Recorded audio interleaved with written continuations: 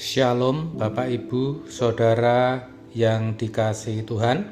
Seri pengajaran hari ini berjudul Siapa yang layak dimuliakan. Saudara, banyak orang percaya yang tidak menyadari bahwa penderitaan sejatinya merupakan kasih karunia.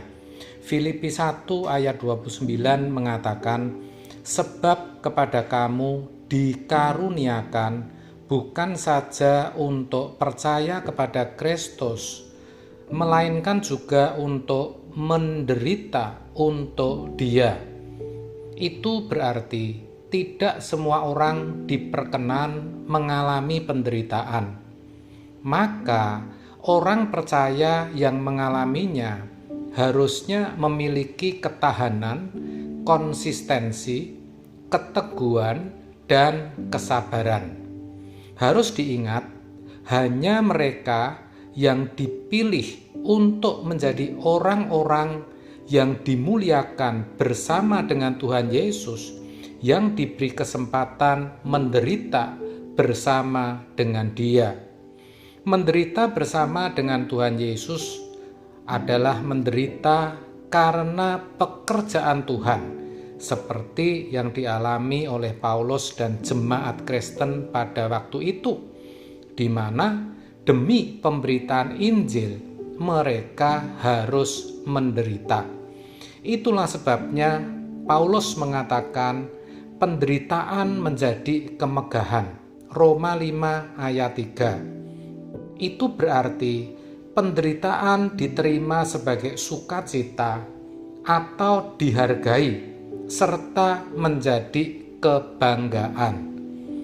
Maka penderitaan bersama Tuhan Yesus adalah satu kemutlakan, sebab tidak ada kemuliaan tanpa penderitaan. Roma 8 ayat 17 sampai 18. Penderitaan bersama dengan Kristus adalah sesuatu yang berharga, bukan sesuatu yang dapat membuat orang percaya merasa malu atau terhina. Jadi, yang namanya orang percaya dan menderita bagi Tuhan adalah dua hal yang tidak dapat atau tidak boleh dipisahkan. Tidak ada orang Kristen yang memiliki percaya yang benar tanpa mengalami penderitaan. Justru percaya yang benar itu ditandai atau diwarnai dengan penderitaan, di mana dalam percayanya itu orang percaya harus mengikuti jejak Tuhan Yesus. Dengan mengikuti jejak Tuhan Yesus, maka tidak bisa tidak seseorang akan ditolak oleh dunia ini. Orang percaya yang konsekuen dan konsisten mengenakan Yesus di dalam hidupnya pasti akan mendapat tantangan dari orang-orang yang tidak memahami hidupnya. Pasti akan mendapat tantangan dari orang-orang yang tidak mengalami kehidupan mengiring Yesus. Dengan demikian, apakah seseorang layak untuk dimuliakan bersama dengan Tuhan Yesus atau tidak?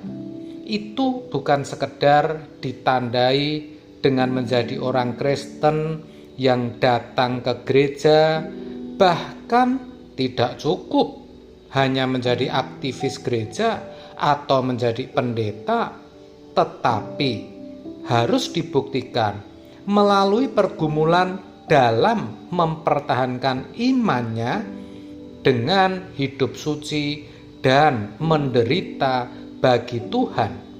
Sebab yang namanya percaya Tuhan Yesus dan mengikuti Dia sesungguhnya bukan hanya pernyataan bibir dengan berkata aku percaya, tetapi juga ditandai dengan tidak lagi mengharapkan kebahagiaan dari dunia ini.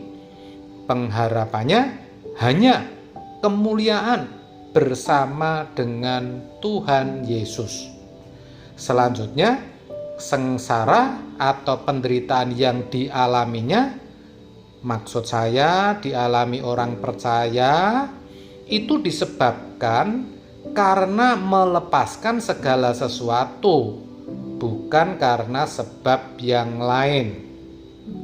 Terkait hal ini, Lukas 22 ayat 28-30 mengatakan, "Kamulah yang tetap tinggal bersama-sama dengan aku dalam segala pencobaan yang aku alami, dan aku menentukan hak-hak kerajaan bagi kamu sama seperti Bapakku menentukannya bagiku, bahwa kamu akan makan dan minum semeja dengan aku di dalam kerajaanku, dan kamu akan duduk di atas tahta untuk menghakimi ke-12 suku Israel."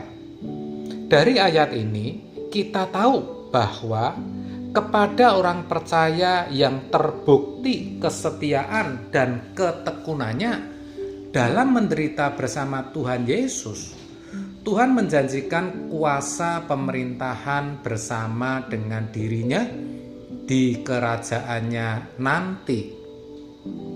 Tuhan Yesus pernah mengingatkan Petrus yang harus ditampi oleh iblis. Ditampi artinya dicobai dengan berbagai goncangan, yang mana ini menjadi ujian yang tidak bisa dihindari. Goncangan pertama di halaman imam besar, Petrus gagal, Petrus menyangkal. Tetapi goncangan di hari tuanya, Petrus berhasil. Petrus mati disalib dengan kepala di bawah. Petrus menyerahkan dirinya tanpa batas bagi Tuhan. Sekarang jelas sudah siapa yang layak dimuliakan bersama Tuhan Yesus, yaitu orang yang mau duduk di sebelah kanan dan kiri Tuhan, di mana ia harus minum cawan yang juga diminum oleh Yesus. Artinya harus bersedia minum cawan penderitaan, dan juga dibaptis dengan baptisan yang sama seperti yang Yesus alami. Baptisan yang dimaksud adalah kematiannya. Itu berarti orang percaya juga harus menunjukkan kesediaannya melepaskan segala sesuatu demi kemuliaan Bapa di surga. Amin. Tuhan Yesus memberkati.